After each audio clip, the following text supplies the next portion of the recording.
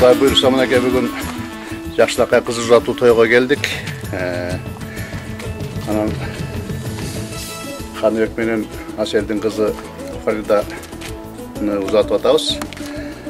Эми не деп айтабыз, кызыбыз барган жеринен бакыты тапсын, 2 жаш бактылуу болсун, өмүрлүү болсун, кармашкан колдор үзүлбөй, өздөрү менен өздөрү көбөйүп, көп ийгиликтерге жетишсин. Биз суктанган, биз сыймыктанган үй бүлөлөрдөн болуп, ынтымактуу жашашсын.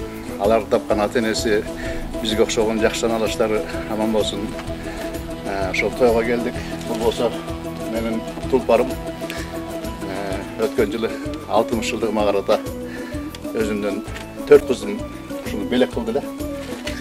Анан тагай болот досум, сага дагы рахмат. Ушинтип ылайым эле жакшылыктардын жарчысы болуп, жакшылыктарга күбө болуп, жалаң эле жакшылыктардын үстүндө жакшылыктарды тартып, кызматыңды көргөзүп, элдин алкыбосуна ээ болуп жүрө бер. Ишиңде ийгилик болсун, ооруба, ден соолугуң чың болсун. Балдарыңдын жамандыгын Кудай көргөзбөсүн, жакшылык болсун баардыгы.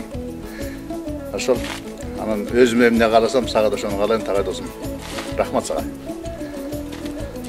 Ошол балдар бактылуу болсун. Кирели үйгө.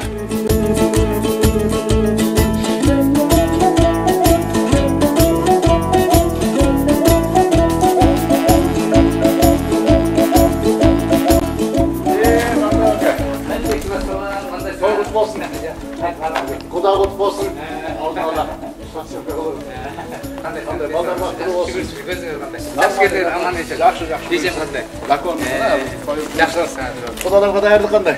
Эми анын көркү силер чыгарасыңар да, силер жок, бизде тойдун көркү жок дейт да.